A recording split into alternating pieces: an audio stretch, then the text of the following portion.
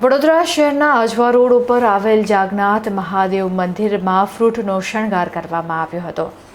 વિવિધ પ્રકારના તાજા ફળોથી ભગવાન મહાદેવને સુંદર શણગાર કરવામાં આવ્યો હતો, જેને નિહાળવા ભક્તો મોટી સંખ્યામાં ઉપસ્થિત રહ્યા હતા।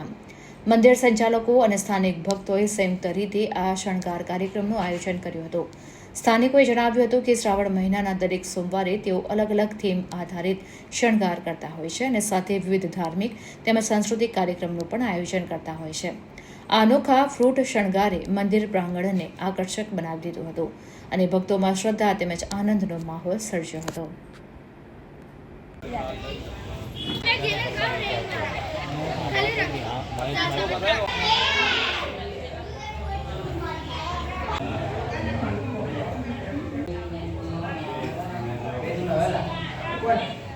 મારું નામ અલ્પેશ છે। આજવા રોડ પર નવજીવન જયંબે નગરમાં જાગનાથ મહાદેવનું મંદિર આવેલું છે અને હર સોમવારે શ્રાવણ મહિનાના અમે નવા બધા અન્નકૂટ છે, પછી આ ફૂલનો શણગાર છે, ફ્રૂટનો શણગાર છે, હવે આવતા નેક્સ્ટ મંડેના દિવસે ચોકલેટનો શણગાર છે।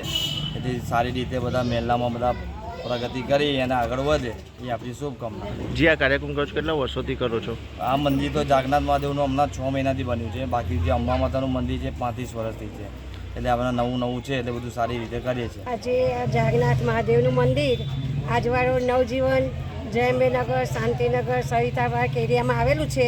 તો ત્યાં શ્રાવણ મહિનો ચાલુ થયો ત્યારથી દર સોમવારે અમે હવે નાના મોટા ફૂલના ફ્રૂટના શણગાર મહાદેવજીને કરીએ છીએ અને પબ્લિકનો સારો એવો સાથ છે અમને, અને જાગનાથ મહાદેવ સર્વની મનોકામના પૂર્ણ કરે। આ કેટલા વર્ષોથી આ કાર્યક્રમ કરો તમે? આ કાર્યક્રમ તો હજુ અમારે 7 જ મહિના થયા છે મહાદેવનું મંદિર તૈયાર કરે, અને અંબાજીનું મંદિર તૈયાર થઈ 35 વર્ષ થયા છે, એટલે જોડે જોડે અંબાજીનું અને મહાદેવનું બેઉના કાર્યક્રમ અમે થોડા નાના કરતા રહીએ છીએ। આગળ આવી પ્રવૃત્તિ કરશો તમે? હા, હવે આમ કરતાં જો આવતો શ્રાવણ મહિનો આવે ત્યાં સુધી આનાથી પણ સારી અને મોટી અને સુંદર પ્રવૃત્તિ થાય એવો પ્રયત્ન કરીશું।